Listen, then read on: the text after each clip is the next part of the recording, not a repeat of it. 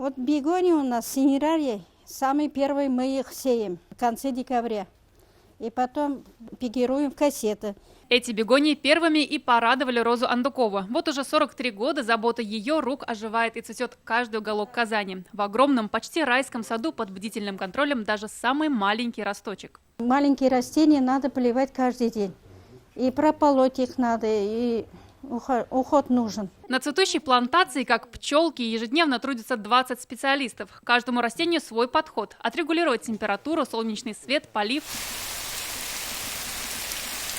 Но начинается все, конечно, с маленького зернышка. Перед тем, как семена у нас поставляются, идет очень большой анализ сортов.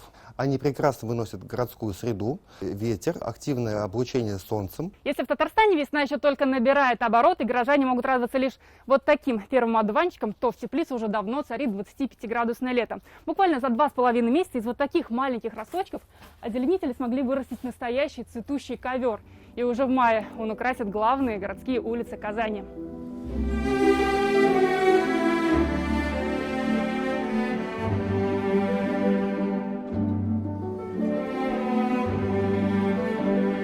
Эта новая партия цветов придет на смену старым и поврежденным. И краски бегоний, петуний, бархатцев, сальвии будут играть яркой акварелью по всей Казани до глубокой осени.